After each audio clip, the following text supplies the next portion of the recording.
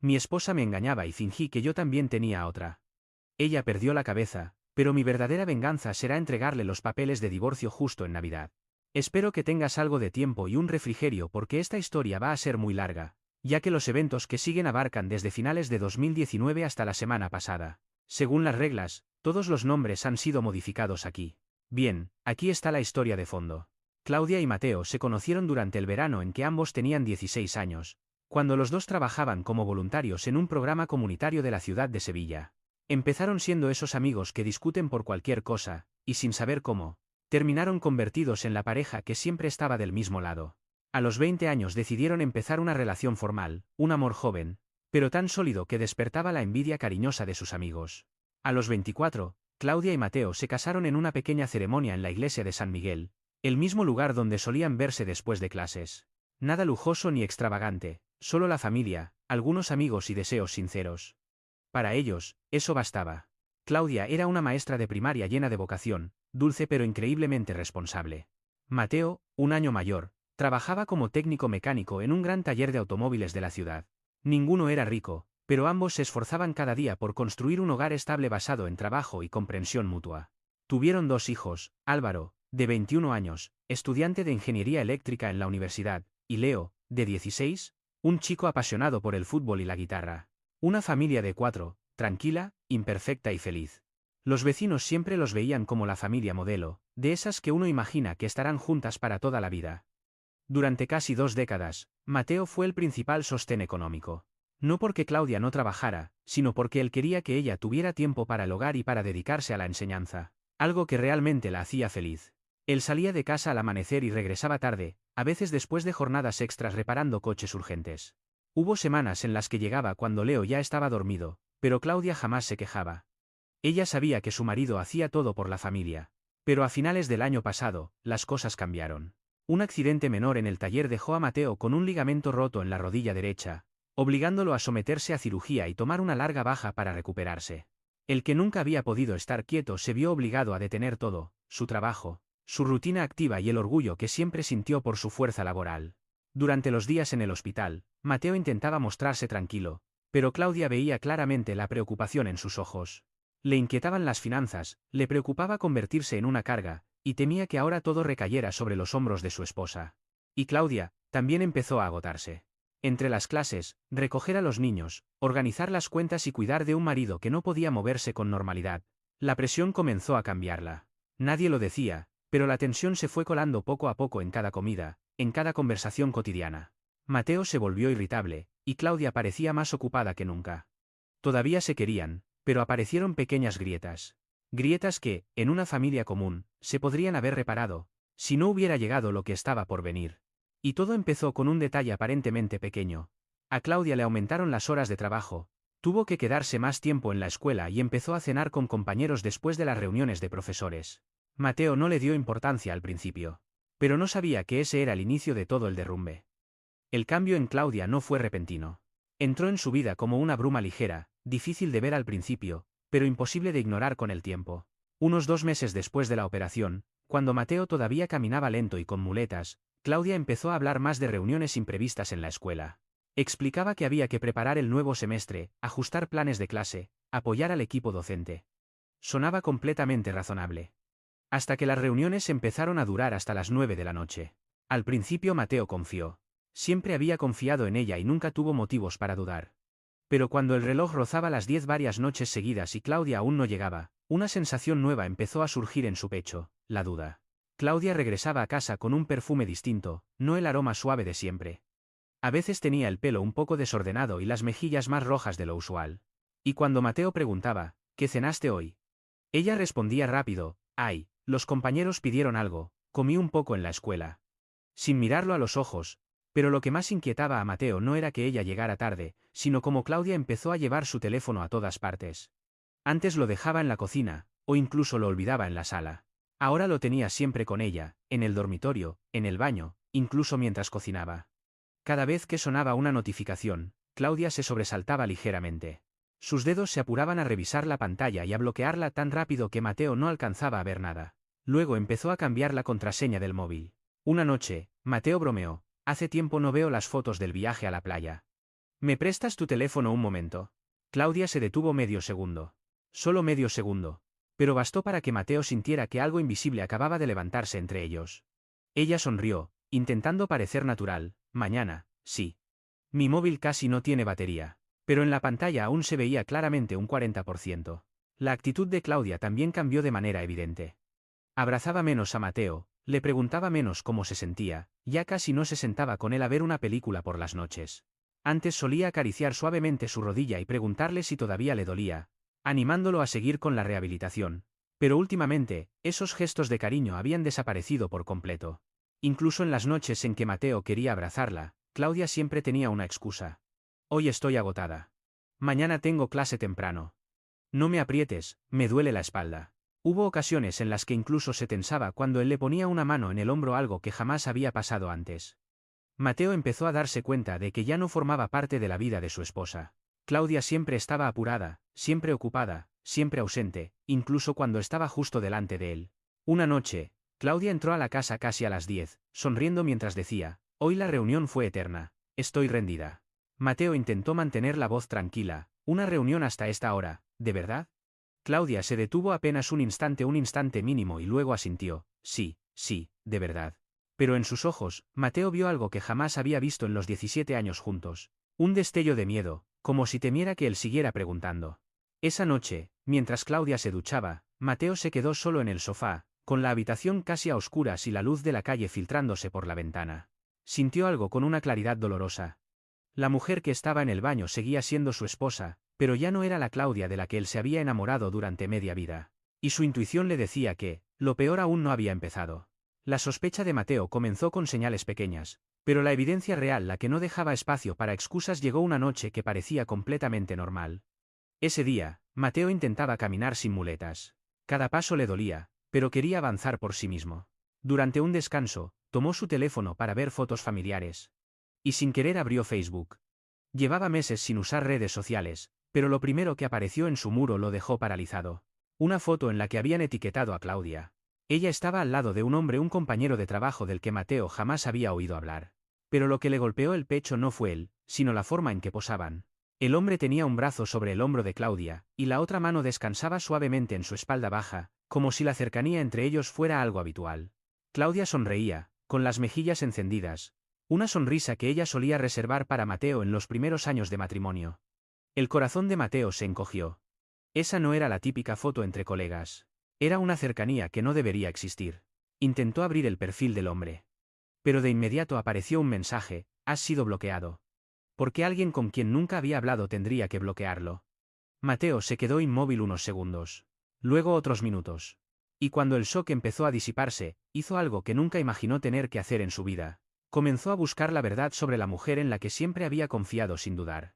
Paso 1.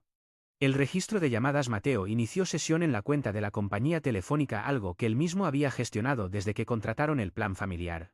Quería saber a quién llamaba Claudia con tanta frecuencia, y por qué necesitaba esconderlo. Un número desconocido aparecía una y otra vez. No eran unas cuantas llamadas. Eran cientos. Durante los últimos 4 meses, el historial de Claudia giraba prácticamente en torno a 2 personas, a Mateo, y a ese número desconocido. Mateo lo buscó en Google. El corazón se le cayó al suelo cuando vio el nombre que apareció: Javier S. El mismo hombre de la foto. Paso 2. Mensajes que desaparecen. Mateo revisó el historial de mensajes. Otra vez, el número de Javier aparecía todos los días. Pero había algo extraño. Los mensajes eran extremadamente cortos, casi sin contenido. Eso solo podía significar una cosa: Claudia había borrado todas las conversaciones reales. Borrado para que nadie las encontrara. Borrado porque sabía que estaba mal. Mateo sintió la cara arder. Como si el fuego le subiera desde el cuello. Pero logró mantenerse sereno. Necesitaba una prueba definitiva, algo que no pudiera negarse. Paso 3. La aplicación de sincronización. La verdad al descubierto. Siguiendo el consejo de su mejor amigo, Mateo instaló una aplicación que sincronizaba los datos del móvil de Claudia con la cuenta de iCloud que aún compartían, y que ella había olvidado. No lo hacía por ser un hombre desconfiado, sino porque necesitaba saber hasta qué punto lo había traicionado. 2 días después, a las 23:11, llegó una sincronización. Mateo abrió. Y el corazón se le detuvo. Claudia le había escrito a Javier: lo del hotel estuvo increíble. No puedo esperar para repetirlo. Javier respondió: mañana a las 7. Te extraño. Mateo sintió como si algo le apretara la garganta. Ya no había dudas. Ya no había suposiciones. Su esposa, la mujer a la que amaba desde los 20 años, estaba yendo a hoteles con su compañero de trabajo. No una vez, sino con frecuencia. Siguió leyendo, con las manos temblando tanto que estuvo a punto de soltar el móvil. Eres lo mejor que me ha pasado en meses. Mi casa ya no se siente como hogar. Ojalá pudiera dormir en tus brazos esta noche. Mateo dejó el teléfono. No porque ya no hubiera mensajes, sino porque no podía soportar leer uno más. En ese instante, entendió que su familia, esa que él creía inquebrantable, se estaba desmoronando en silencio. Mientras él yacía dolorido en la cama y Claudia le decía que la reunión se había alargado. Y lo más doloroso no era la traición. Era la frialdad con la que ella seguía mirándolo cada día, actuando como la esposa perfecta delante de sus hijos, mientras vivía otra vida a sus espaldas. Mateo miró por la ventana. Sevilla estaba sumida en la oscuridad, pero dentro de él, la noche había caído desde hacía mucho. Solo tenía una opción: empezar a prepararse para la verdad que Claudia todavía intentaba esconder. ¿Y tú, si vieras un mensaje de "nos vemos en el hotel" en el móvil de tu pareja, qué harías? Si sigues aquí, deja un comentario con el número 1. Aquella noche, al leer los últimos mensajes entre Claudia y Javier, Mateo no lloró, no rompió nada, no gritó. Solo guardó silencio. Un silencio helado, tan extraño que ni él mismo se reconocía. En medio de esa calma inquietante, nació un plan, no un plan para salvar el matrimonio, sino un plan para terminarlo. De una forma que Claudia jamás imaginaría. Mateo entendió una cosa: si la enfrentaba de inmediato, Claudia lo negaría todo. Inventaría excusas, lloraría, diría que él malinterpretaba. Javier desaparecería un par de semanas, y Claudia actuaría como una esposa arrepentida, hasta que la tormenta pasara. No. Mateo no quería eso. No quería disculpas, ni explicaciones, ni compartir el dolor de la traición. Quería que Claudia se derrumbara sola, bajo el peso de sus propias decisiones. Mateo empezó a guardar todos los mensajes que la aplicación sincronizada recuperaba. Mensajes del hotel. Mensajes coquetos. Mensajes de citas. Mensajes de "te extraño, te deseo, mi casa ya no es hogar". Capturó cada pantalla y las guardó en una carpeta secreta. Luego revisó el correo electrónico familiar compartido, y encontró una cadena de correos que Claudia enviaba a Javier con el asunto disfrazado como material escolar. No había ningún material. Solo agradecimientos por una noche increíble. Mateo no dejó escapar nada.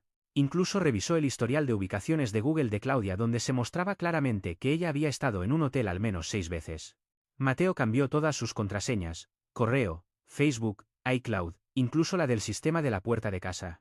Todas sustituidas por combinaciones aleatorias imposibles de adivinar. Borró su historial de búsquedas y ocultó cualquier rastro sospechoso. Claudia no sabría nada. No sabría que él lo había descubierto. No sabría que se acercaba la tormenta.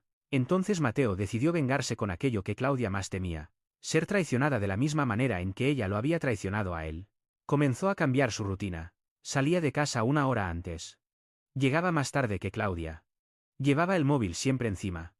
Sonreía misteriosamente cuando recibía mensajes. Apagaba la pantalla en cuanto ella se acercaba, respondía de forma corta, fría. Al principio Claudia no lo notó, pero pronto empezó a ponerse nerviosa. Cada día preguntaba más: ¿por qué llegaste tan tarde hoy? ¿Quién te escribió? ¿Por qué estás tan distante últimamente? Mateo solo respondía con una frase suave pero devastadora: trabajo, nada más. No te preocupes. No discutía. No se enfadaba. No explicaba nada. Ese silencio fue lo que empezó a destrozar a Claudia. Mateo cortó todo contacto físico: nada de abrazos. Nada de besos. Nada de tocar su hombro, nada de preguntar cómo estaba. Nada de mirarla a los ojos. Le hablaba con un tono neutral, como si ella fuera simplemente una desconocida con la que compartía techo. Claudia empezó a temblar. Se preguntaba si Mateo la estaba engañando, tal como ella lo había hecho. La inseguridad la devoraba, no dormía, no se concentraba, lloraba en silencio en el baño. Mateo lo veía todo. Y no hizo nada para detenerlo. Porque justo eso era lo que quería: que Claudia sintiera exactamente lo que él había sentido. No con palabras, sino con la misma incertidumbre que ella había sembrado. Mateo solo estaba preparando el escenario. La siguiente parte, la que Claudia jamás podría imaginar, sería el golpe final. El cambio en Mateo fue silencioso, pero para Claudia, era como una tormenta invisible que crecía día tras día. En pocas semanas, el marido amable, tranquilo, siempre pendiente de ella, había desaparecido, reemplazado por un hombre frío, distante e imposible de leer. Y eso la estaba destruyendo por dentro. Claudia se dio cuenta de que Mateo ya no la miraba como antes y esa indiferencia la llenó de ansiedad, una forma de miedo que nunca había conocido. Una noche, cuando Mateo llegó a casa casi a las 10, diciendo que había estado con un viejo amigo tomando tapas, Claudia preguntó: ¿por qué últimamente siempre vuelves tan tarde? Mateo solo se encogió de hombros y respondió con una calma helada: tenía cosas que hacer. Sin explicación. Sin detalles. Sin mirarla más de un segundo. La respuesta fue tan corta que Claudia sintió como si le hubieran dado una bofetada. Desde aquel día, Claudia empezó a fijarse en todo. Cuando Mateo tenía el móvil en las manos, giraba la pantalla. Cuando llegaba una notificación, él la apagaba enseguida. Cada vez que ella entraba en una habitación, Mateo bloqueaba el teléfono con una contraseña nueva que Claudia no conocía. Claudia empezó a sentir celos, un tipo de celos extraño, inquietante, que le carcomía la mente minuto a minuto. Una noche en el hotel, un lugar donde, en teoría, debería estar completamente entregada a Javier, Claudia parecía ausente, desconectada.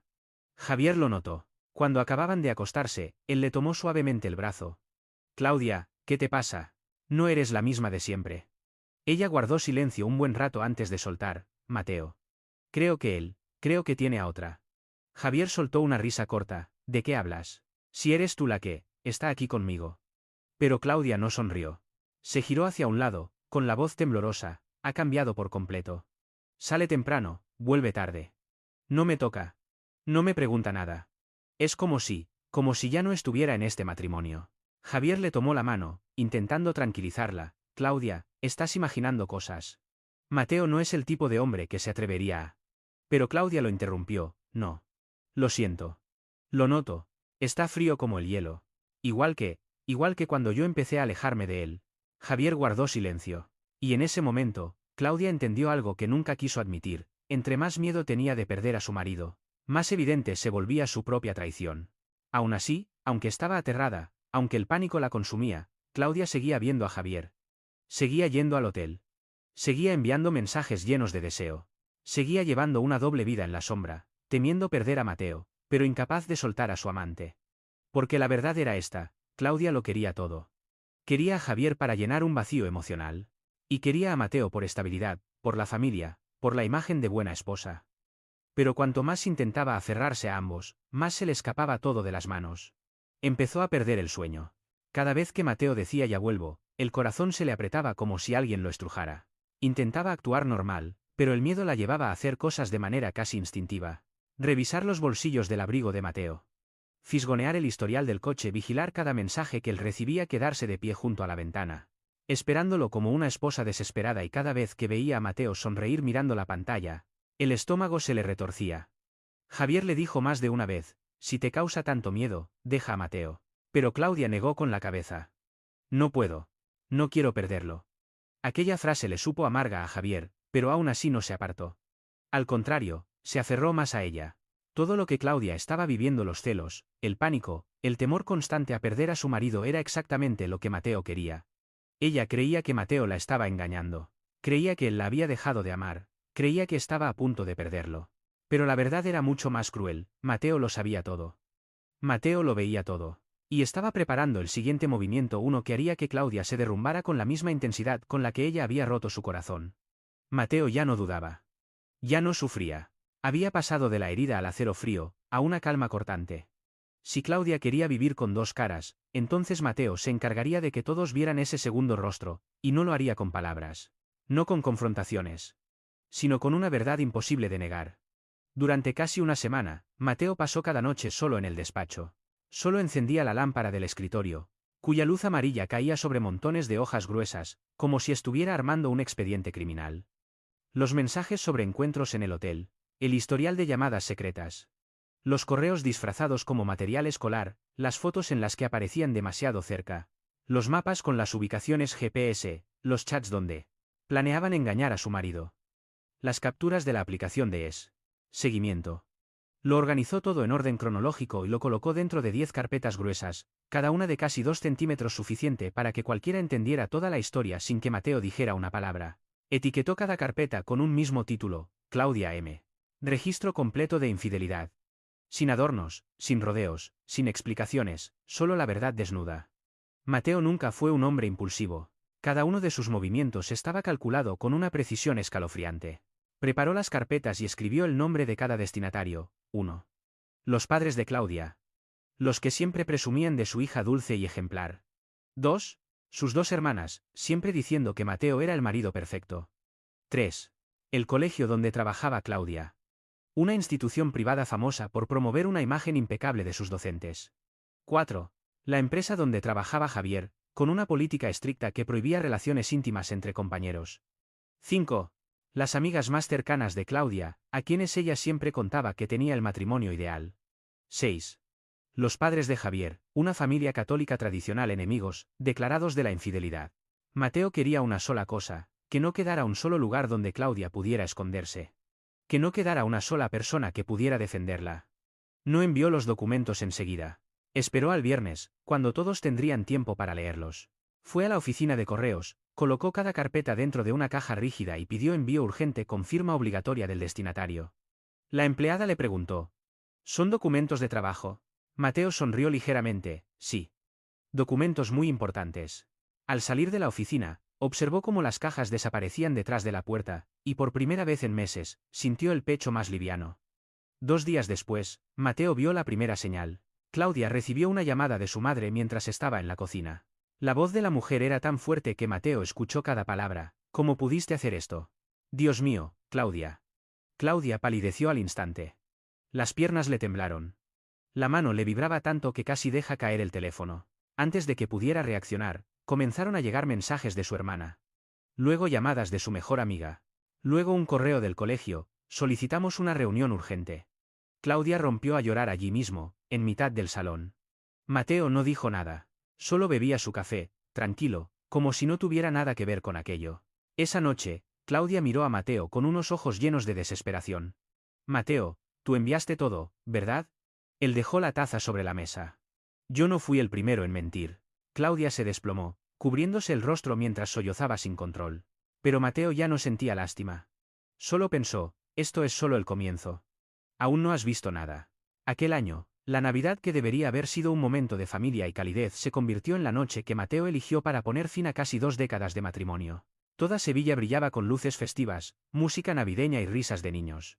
Pero en la casa que una vez fue su refugio, Mateo estaba ejecutando el último paso de su plan. Claudia se acostó temprano, con los ojos todavía hinchados por las llamadas de familiares y compañeros durante todo el día. Se quedó dormida enseguida, agotada por el miedo y la angustia que la devoraban desde hacía semanas. Mateo se quedó de pie en el umbral de la habitación, observando a la mujer a la que había amado con toda su juventud. Ya no había rabia. Ya no había dolor. Ni siquiera decepción. Solo vacío. Y una determinación fría, absoluta. Dejó sobre la almohada una carpeta gruesa, los papeles del divorcio, ordenados, impecables, sin que faltara una sola prueba. En la portada colocó una nota pequeña, escrita a mano: Feliz Navidad, Claudia.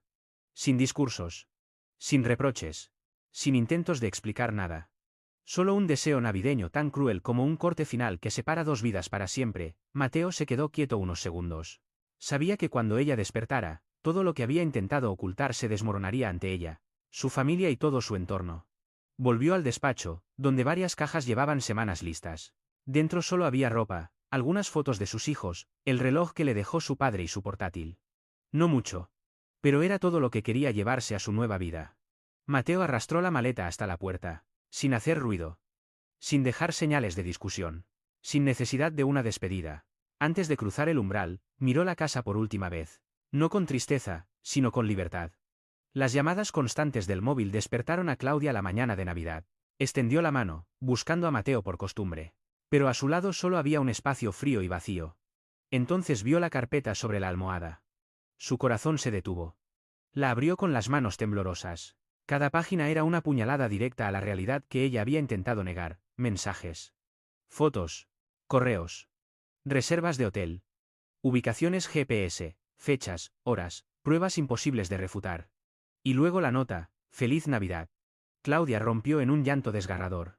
Un llanto sin orgullo, sin defensas, sin máscaras. Marcó el número de Mateo. Fuera de servicio, corrió al salón. No quedaba nada suyo.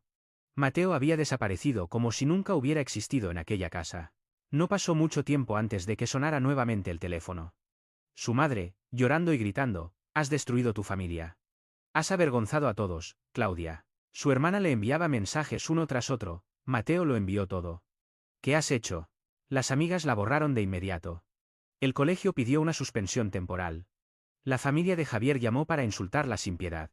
Claudia se derrumbó en medio de la sala, cubriéndose el rostro como una niña perdida. La casa estaba tan silenciosa que podía escuchar su propia respiración entrecortada. Aquella Navidad, todo lo que Claudia siempre creyó que sería suyo para siempre, su esposo, su reputación, la imagen de la buena esposa, se desmoronó en una sola noche.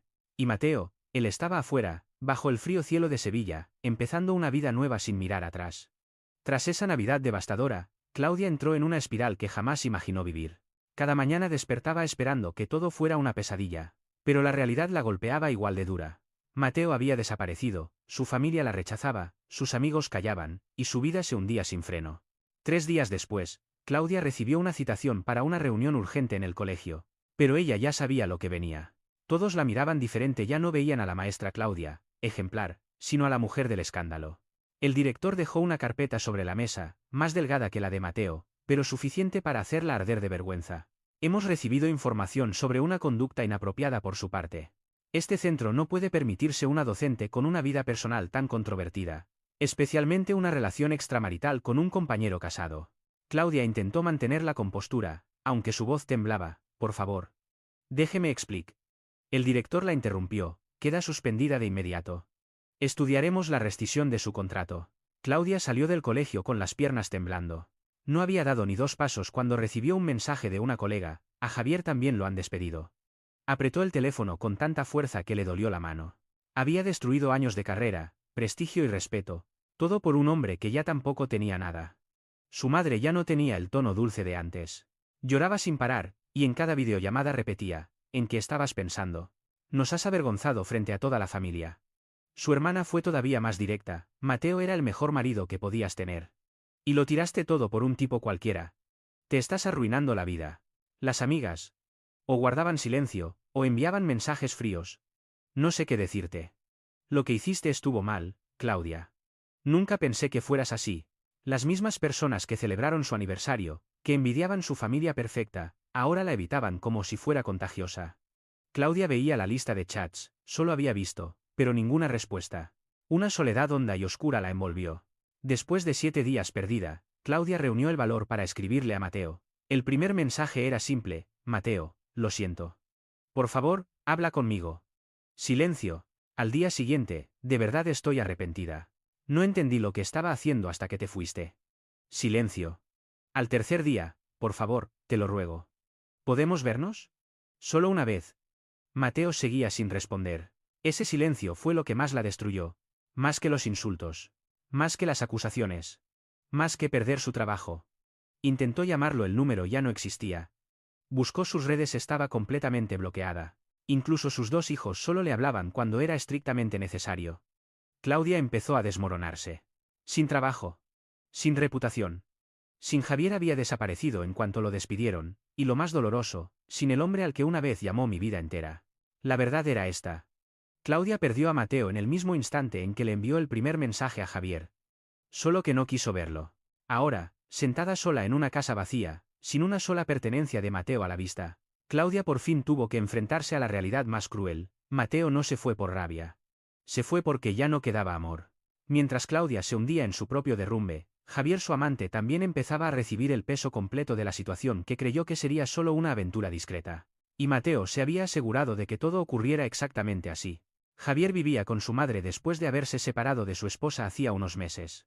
Su familia siempre había sido tradicional, estricta y profundamente preocupada por el honor. Aquella mañana, apenas abrió los ojos, su madre irrumpió en la habitación, con la voz temblando de rabia: ¿esto es verdad? ¿Tú destruiste un matrimonio? En su mano llevaba el dossier que Mateo había enviado. La portada roja brillando como una sentencia. Javier se quedó inmóvil. Jamás imaginó que Mateo haría algo tan contundente. Solo alcanzó a balbucear: mamá, no es lo que parece. Pero ella lo cortó de inmediato: fuera de mi casa. Hoy mismo. Sin oportunidad de explicarse. Sin una mirada de compasión. Javier apenas alcanzó a meter unas pocas cosas en una mochila antes de ser literalmente echado a la calle. Esa misma tarde, recibió un correo de recursos humanos. El asunto decía apenas: terminación de contrato, conducta inapropiada. La empresa tenía una política estricta contra las relaciones íntimas entre compañeros. El expediente de Mateo, lleno de pruebas, fue un golpe mortal. Javier intentó llamar a su jefe, pero lo único que escuchó fue: tú te lo buscaste. Esta empresa no puede mantener a alguien como tú. Otra puerta que se cerraba. Su exesposa, que aún dudaba sobre si darle otra oportunidad, solo necesitó leer 3 páginas del dossier. Le envió un único mensaje: gracias por recordarme por qué te dejé. Bloqueó su número. Desapareció de su vida. Otro golpe, otra puerta cerrada. Semanas después, mientras dormía en el sofá de un amigo lejano, la historia de Mateo apareció de repente en YouTube narrada por un canal de historias reales. La miniatura decía: mi esposa me engañó por un año. Javier hizo clic. Desde los primeros segundos supo la verdad: era su historia. Los nombres cambiados, sí, pero cada detalle era impecablemente exacto. Cada vez que escuchaba el otro hombre, sentía como si le rasgaran la dignidad con un cuchillo. Al final del video, ya no pudo más. Buscó el contacto de Mateo y escribió: lo siento, de verdad. Fui un idiota. Si pudiera retroceder. Mateo leyó el mensaje. A los pocos segundos, lo bloqueó. Sin responder. Sin reconciliación. Sin perdón. Javier miró la pantalla oscura, con las manos temblando. Por primera vez en su vida entendió algo simple y brutal. Todo lo que le estaba pasando era consecuencia directa de sus decisiones. Nadie vendría a salvarlo y Mateo era, sin duda, el último que lo haría. En los días posteriores, tras perder su empleo, ser expulsada por su familia y descubrir que Mateo había desaparecido para siempre, Claudia vagaba por la casa como si flotara en un vacío infinito. La que alguna vez fue un hogar lleno de risas ahora era solo frío y silencio. Cada vez que miraba el espacio donde Mateo dejaba sus zapatos, el perchero donde colgaba su chaqueta, o el hueco vacío en la cama, la culpa le apretaba el pecho como un aro de metal incandescente. Claudia dejó de dormir por completo. No podía comer. Se hundía tan rápido que ni siquiera se reconocía a sí misma. Aquella noche, Sevilla estaba más fría de lo habitual. Claudia se sentó sola en la sala a oscuras, con las luces de Navidad que aún no había quitado parpadeando débilmente, burlándose de su ruina.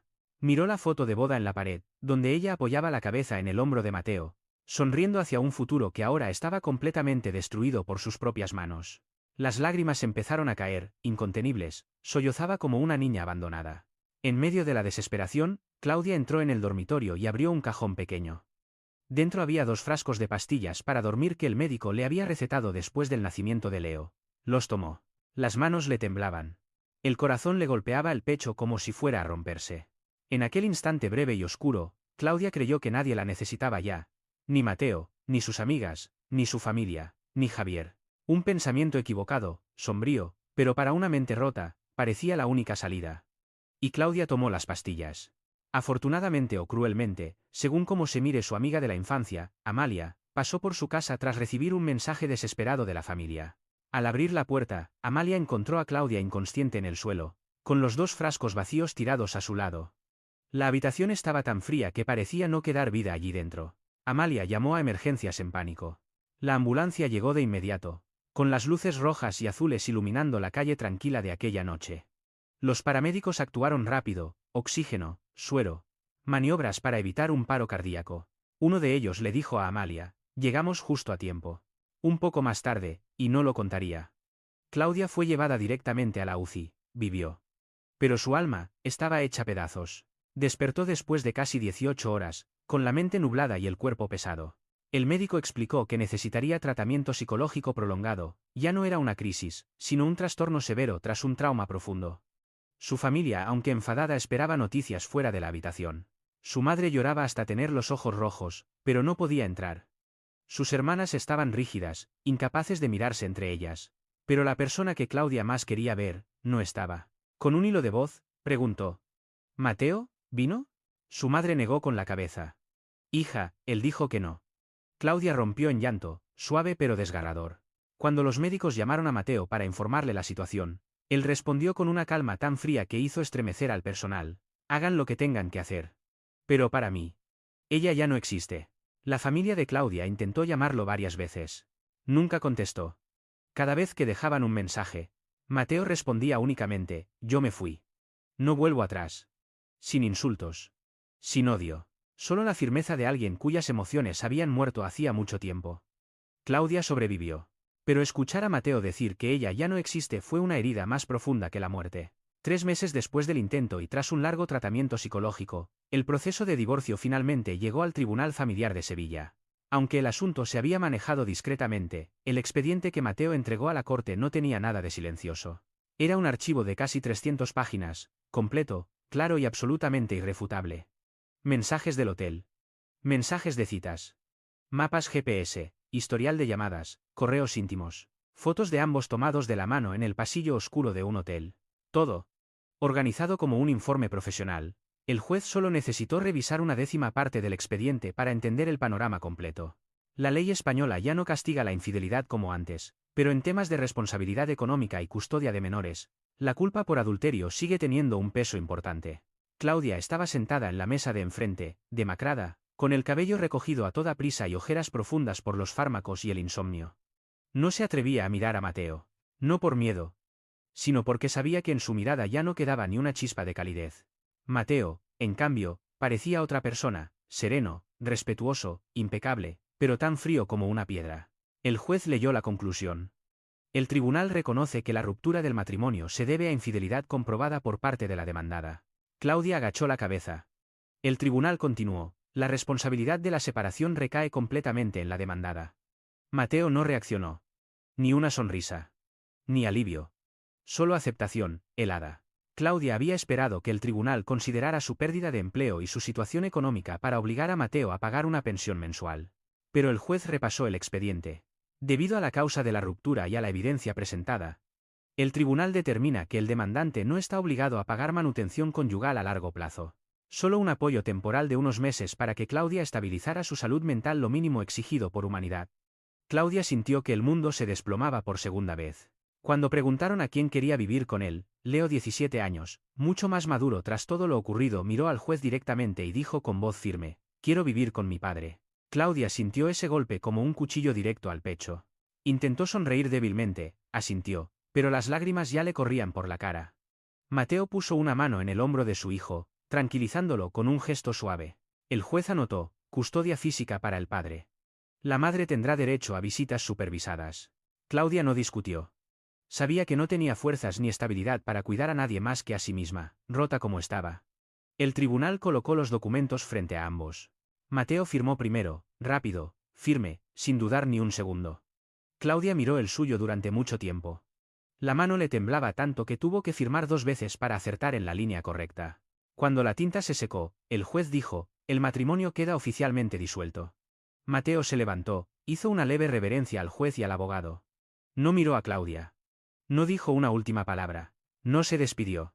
Simplemente salió de la sala, como el último hombre que abandona una casa completamente reducida a cenizas.